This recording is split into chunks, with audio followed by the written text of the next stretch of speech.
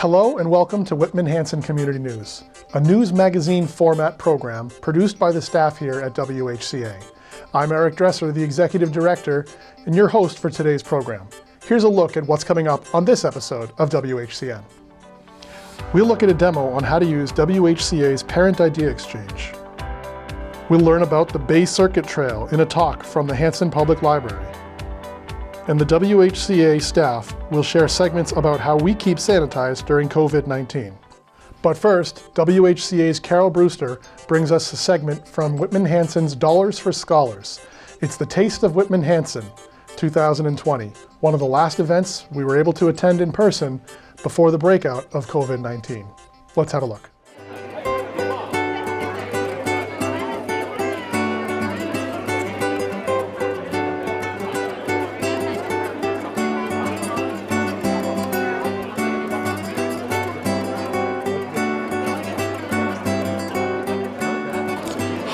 Welcome.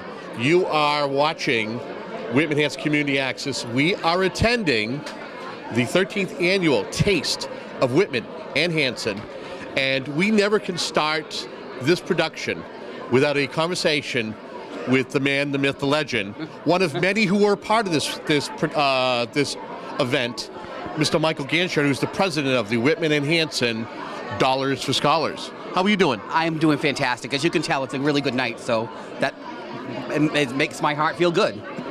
The doors just opened not too long ago, and as you see, we're already flush with people. I know every year is different, but it seems as though this year it's a little bit different. That people are here early and often. Yeah, that's in fact true. Each year seems to be it's the same crowd, but then they add a few more people, so they pass the word along, and it gets out, and people are out here. So we're very happy about that. And you and I actually did a little bit of a TV show to kind of tease this. Who are some of the new folks who are here? I think you've mentioned a couple of Abington restaurants, maybe some from maybe Halifax, I'm not sure, but who are some of the new people, the new restaurants that are here? Yeah, well, we have two new ones. They're from Abington. That's Giordano's and the Sarcastic Swine Barbecue. And then also Adria's in East Bridgewater, which wasn't here last year. They came back again this year, so they're here offering samples of their food to the public. And he has a special guest too, as you'll meet when you get to that table. I'll tease you. I'll leave it at that. All right, so we're going to tease and we'll have to find out about it. So I got to ask you before I let you go. Yes. Is there, during an event like this, do you ever find yourself, you're flying by tables, but the aroma of something catches your nose, and do you ever find yourself where I got to stop over there when I get a moment and sample something? I sure do. It's usually the sweets, because as you can see, I like the sugars, and so it's usually the cakes. Montilio's, Costco, can't go wrong there. And who do you have here as far as representing Dollars for Scholars, Whitman and Hanson? You have the full complement of help? Yeah, we have the entire executive board. They had it each night, so this was the place to go. Anything you want to say before we head off and start visiting tables? Just that this is the kickoff of our scholarship season, and we appreciate the support that we always get from the residents of Whitman and Hanson. And we have many more activities coming up, and we always appreciate the support that we get.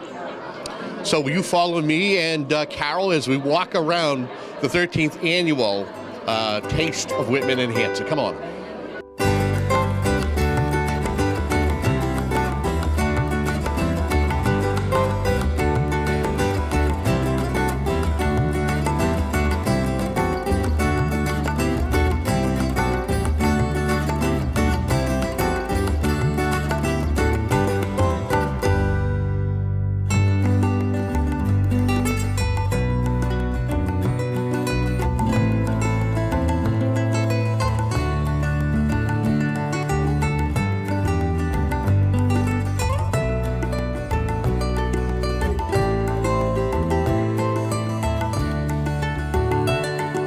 This is the Superintendent Director, Dr. Tom Hickey.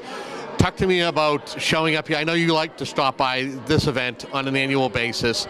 How proud are you to see what your students here and what they're doing? Thanks, Kevin. First of all, the Dollars for Scholars volunteers, the adults that spend so many hours, Michael and everybody, it's an amazing resource. And students at our school who live in Whitman and Hanson can access those scholarships as well, which is very, very nice for those kids. But for several years now, we have had our culinary students come to this event.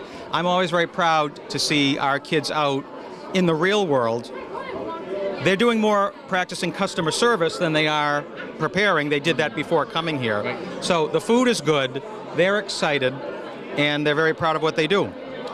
So I think the thing that's very interesting is that, Shauna, you had mentioned it earlier, that the students who are in district, Whitman and Hanson, are eligible for scholarships. And Shauna on campus like, oh, I am? I'm like, yes, you are. Being a Whitman or Hanson student, you're eligible for that. And I think that's fantastic. It is fantastic, and our guidance office makes a big effort to let our seniors from our district towns know that they can reach out and get information from their hometown, and the high school offices there are very helpful, so that every kid has every opportunity to help offset costs for college. So I think the last thing I would ask you is, have you had a chance to sample anything and add to your list of restaurants that you and the missus may go out to, maybe on date night? Maybe not a date night, but I did just sample a pulled pork mac and cheese sample from Sarcastic Swine, and I definitely left there with a business card. Yeah, but the night is still early, so I'll be getting around for a few more things. Tom, thank you so much. My pleasure, Kevin. Thank you.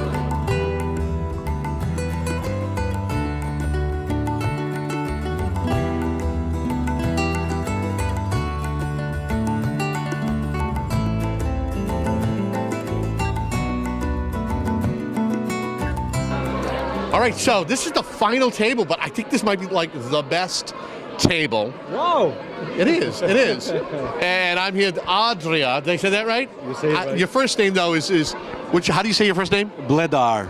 Bledar. Yes. And you have a special guest here, somebody who I remember watching and who is now somebody you can see if you go to Adria.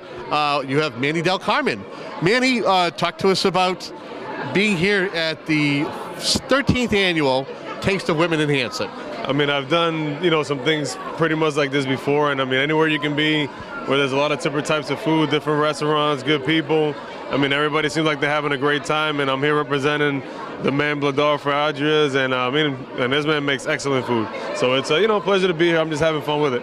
I want to say, I hope with my heart next year we see more people in this show. I'm glad you guys doing that this year for this beautiful community. I've been here for 6 years. Majority of those guests supported me in my place. I'm glad to see those faces. I hope next year we get in bigger crowd. And thank you one more time, everybody, for this support. Coming to you from the 13th annual Taste of Whitman and Hanson. Mike, give me your thoughts on how the evening ended. I think it went really, really well.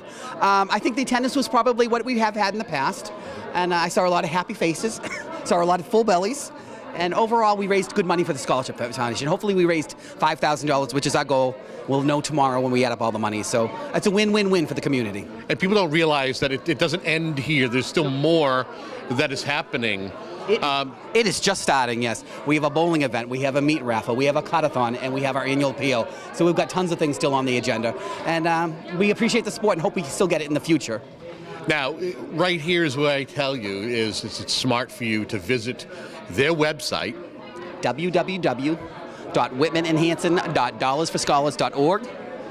And pay attention to some of the events that are coming up. Of course, as you know, as it starts getting warmer, you're going to start seeing those little money thermometers that'll pop up at the town halls and probably blow over once or twice. Sure. But Pick it up if you see on the ground. Pick them up if you see them. Again, congratulations to you and your group on a successful event. Thank you. It is a group effort, so there's about 35 students helping out tonight, 10 adults, and it took a whole group to put this together. Thank you. Thanks, Carol. And we hope that all of you, our viewers, are doing all that you can to support these local eateries during this crucial time for those businesses. And now we go to WHCA's Paul Watson for a demonstration of how to use Whitman Hanson Community Access's Parent Idea Exchange. Here at Whitman Hanson Community Access, we have started a new initiative called Parent Idea Exchange. It's to help parents, especially those with young children at home, keep their children amused and engaged.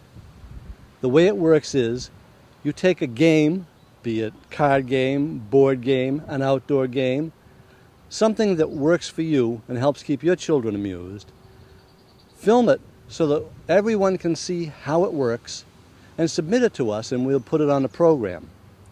As a matter of fact, let me show you a short demonstration that I did at my house. And here we go. This is a great game. This is my granddaughter Campbell. And she started playing when she was 6 or 7 with a little help. And by the time she was 8, she was a master. And it's a great game when you don't have anything to do. And it teaches kids how to concentrate. We got 5, 6.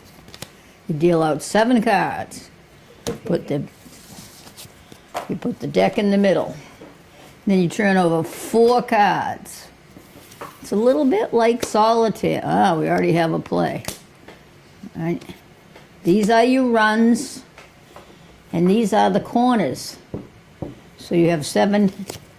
Wait a minute. You have 7 areas to concentrate on. 8. 8. 1, 2, 3, 8. So the thing is to get rid of all your cards first as the winner, and you do runs just like in solitaire. Black 2 on a red 3. All right, and you go down. You go in descending order. All right, so she has a play right away. So she's going to put a king in the corner.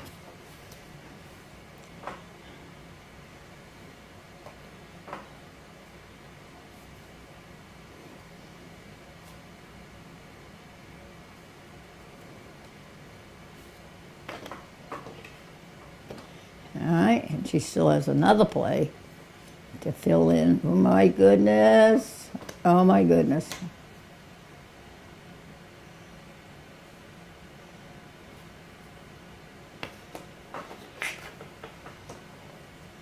This is a 9-year-old who is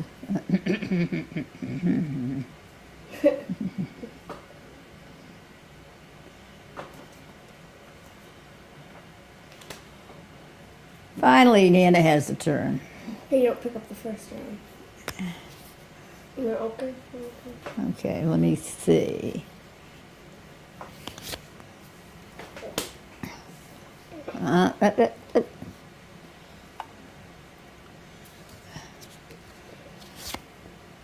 Red 7.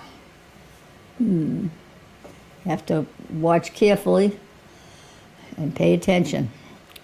All right, Campbell, your turn. And at the start of each turn, you pick up 1 card off the deck. Except the very beginning. If you have a play in the very beginning, you don't have to pick up. But you have to pick up even if you have a play from then on out. Okay, I don't have anything. All right.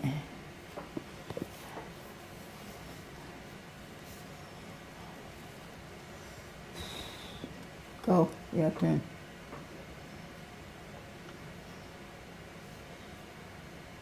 Your turn.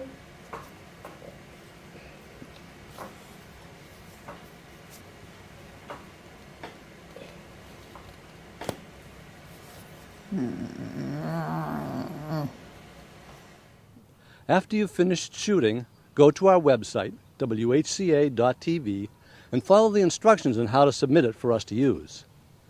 When we get a bunch of them, we'll put them all together in a program and share them with everybody. So remember, something that you use that works for you may be just what somebody else is looking for to use with their family. And it doesn't have to be just a game either. It can be an indoor game, outdoor game, card game, board game, story, song. Whatever it is and you want to submit it, submit it. I'm Paul Watson, Whitman Hanson Community News. Thanks, Paul. In our next segment, we'll see that even though we may be social distancing ourselves from each other, there's still great ways to get out into the community. In this next segment, WHCA's Carol Brewster will show us excerpts from a recent talk at the Hanson Public Library about the Bay Circuit Trail, which runs through our towns. Good evening. I'm Karen Stolford, the Library Director. Thank you for coming out for tonight's presentation of Hiking the Bay Circuit Trail, a video journal. The library is sponsoring this event with Green Hanson. Please join me in welcoming the hosts of the program, Dan and Marilyn Brielman and Alan French, who will share information and stories about this 200-mile natural wonder.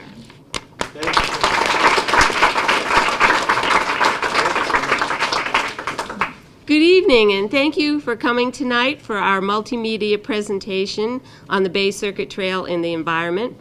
I'm Marilyn Brillman, one half of e-awakening.com. My husband Dan and I, we produce environmental videos where we shine a spotlight on people, groups, and organizations that are doing positive things for the environment. The Bay Circuit Trail is our gateway back to nature, right here in our own backyards. We have a map of the entire Bay Circuit Trail, starting in the north at Plum Island and arcing around the entire city of Boston. The Bay Circuit Trail is fun, it's educational, and it's now. Check out the Bay Circuit Alliance website, baycircuit.org. And see all the segments of e-awakening.com series featuring the Bay Circuit Trail. Our next speaker is Al French, and he's been involved with the trail for well over 25 years.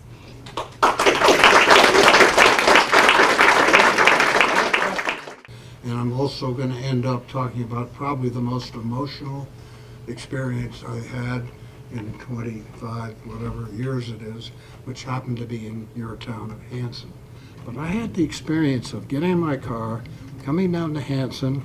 I remember a white church on High Street, maybe, close there, and a group of maybe 24 people sitting in that church trying to figure out what can we do as a community to keep this cranberry bog of well over 2,000 acres, whatever, from becoming just another development. And you say you can't develop a cranberry bog? You can, because cranberry bogs have a lot of wetlands, but they also have a lot of sand, because that's part of the process. So there's high ground, and it could be developed. And I can show you places where it has been developed, and it's not a good thing. But that experience of being there with a community that got thousands of signatures in many days, not to tell the state and the company that we're negotiating, not to tell them how to do it, but to say, we want Hanson to do it, figure it out. And that, I will never forget that experience. And Al's been working on an idea, one of his many ideas, the Gateway 2 project. It's kind of an offshoot from this presentation, because we call the Bay Circuit Trail our gateway. That Gateway 2 is an idea that a lot of towns along the Bay Circuit Trail have little pieces of land that are slipping through the cracks because the big trust, the land trusts, can't get the little pieces of land.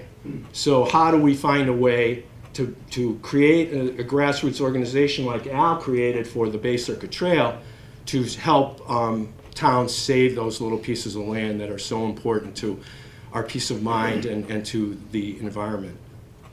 On day 19 of my hike, I hiked along the Poor Meadow Brook to the Burridge Pond Wildlife Management Area, and up over the Indian Crossway, along High Street, into the Hanson Town Forest, through Camp Kewanee, and into Pembroke. This is the familiar Bay Circuit Trail logo and the good old white blazes that show you are on the trail. Since 1999, Phil Clemens has been working on the Bay Circuit Trail. He is on the Trail Committee and chairs the Open Space Committee in Hanson. He is also on the Bay Circuit Trail Alliance, coordinating Hanson and the Bridgewaters. Here at Smitty's Bog, Phil tells us that this was once a cedar swamp. Hanson is working with the Department of Agriculture to restore this land. Both by planting and by allowing things to go to seed, there will be a restoration of the forested wetland or some sort of wetland that was here before. Hanson isn't all paved yet, and by God, it never will be. But we would like to be the greenest town on the South Shore. And when we found out 20 years ago, through Mr. French and others, that we were on the Bay Circuit Trail, we had been there for 70 years and didn't know it. But now that we do know it, we're trying to act like it. And we just think there's a lot of really good things in place now, things that can be in place in the future. And I'll close by saying that it isn't just the Bay Circuit Trail, it's the Bay Circuit Trail and Greenway, right, Al? Because it's not a 10-foot wide strip of something with leaves on it between the cities, although some places it feels like that. It's intended to inspire people to say, boy, this would be so much better if that 10-acre parcel could be protected. instead of having 9 houses and a cul-de-sac on it, wouldn't it be nice to save that vernal pool and those beautiful oak trees and things? And recently, we've had a project in town where we're doing exactly that. We need to finish the job, but we have opportunities like that that are still among us, and not just through conservation, but that's the group I chair right now, and not just through Green Hanson, but the connections and the partnerships between all these groups, all these individuals, is what it takes.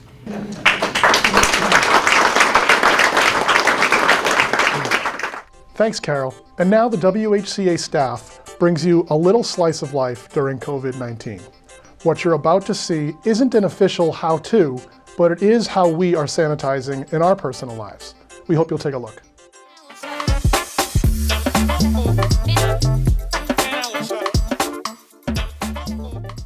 Hi there, I'm Heather, and today I'll be covering how I disinfect some high-touch surfaces after I go grocery shopping. I am fortunate enough to still have disinfecting wipes, so that's what I'll be using for this video. Now please remember, these are just tips on how I personally disinfect after going grocery shopping.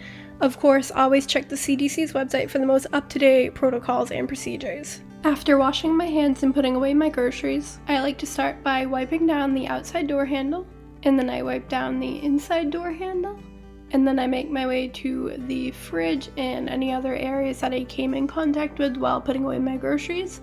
I also like to wipe down my floor because I tend to put my groceries on the floor before unloading them. Then I head back out to my car. I like to start by wiping down my steering wheel. From there, I like to go to the windshield wipers and the blinker controls. Next, onto the air vents. And then I like to make my way across the dashboard with the radio and heat and AC controls, as well as those vents. Next, I like to do the glove box, and then the lock controls, and the window controls. And then onto my mirror, I try not to smudge it. And then the seatbelt and the seatbelt button. And lastly, I wipe down my door handle. And that is my quick recap on how I sanitize after grocery shopping.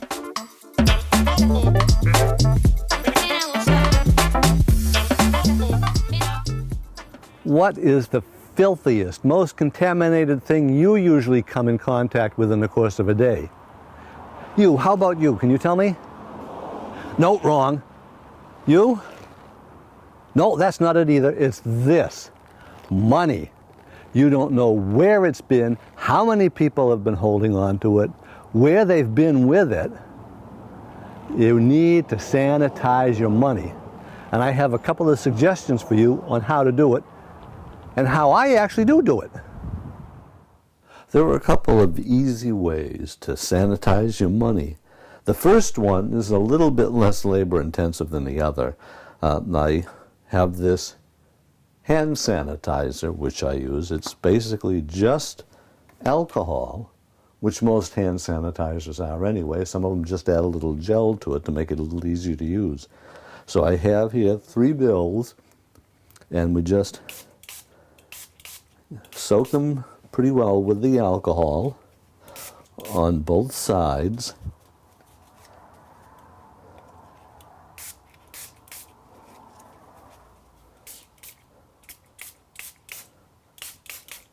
And let them air dry. And it takes long enough for them to air dry so that the alcohol's on there long enough to kill any viruses. And with coinage, it's just the same thing. You give it a spray on both sides and let them air dry. The other possible method involves using hydrogen peroxide. It's a little bit more labor intensive, takes maybe a few minutes more time, but it works well too. I like to use a shallow dish and take and just kind of fill it full of peroxide. Let's do it this way. It's got to be enough in there so that, let's put the coins in there now, so that the bills will be able to get completely saturated. And this will do both sides of the bill simultaneously. And with both methods, you're also sanitizing your hands. So we'll just leave those in there for a few moments and come back to it in a minute. Okay, that should be long enough. Now we take the bills out and put them aside, and the coins too. And these you don't want to necessarily let the air dry because it will take a whole lot longer. And if you want to dry them, you can use a clean paper towel to dry them that way. Now I wouldn't go using a chlorine bleach solution to do this because chlorine bleach is pretty harsh, even diluted. And you don't want it fading out the ink on your bills so that the government comes after you thinking you're counterfeiting. So that's my suggestion on sanitizing your money. If you like it, use it. It's not copyrighted. I'm Paul Watson, Whitman Hanson Community News.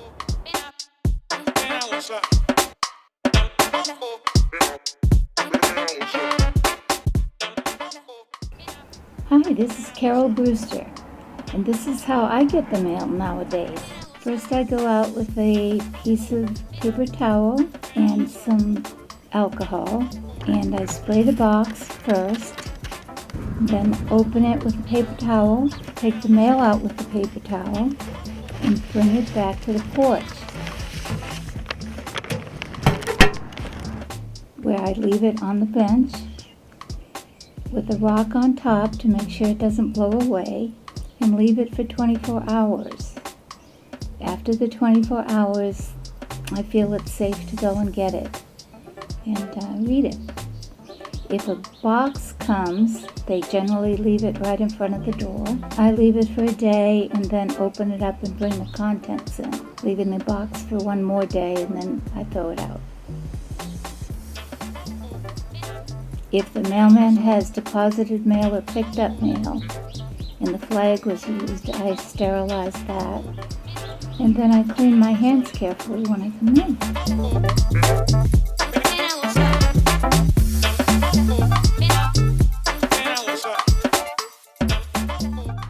Hello everybody, Ryan Tully here from Whitman Hanson Community Access, and today I'm going to be showing you how I do my mask maintenance. Okay, welcome to my apartment in Braintree. Let's get to work. First thing I'll do is I'll take a medium-sized Tupperware container like this, take the mask that I've been wearing, put it in.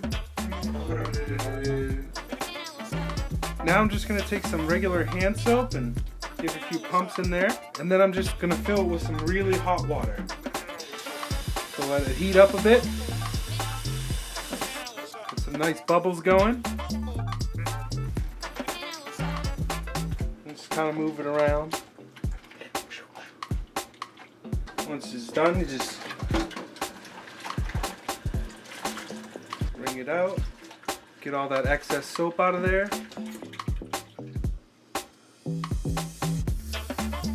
Alright, now that the mask is washed, as you can see behind me, I've made this little clothesline out of bungee cord and a couple nails, a little bit of tape. I'm just going to hang it up here to dry, and if you can see up here, that's right under my air vent, so the air vent pushes down and dries them off pretty quickly. I have a small apartment, I don't have a clothesline or a washer or dryer, so I've made do with what I got. Thank you guys for watching, and we'll see you later.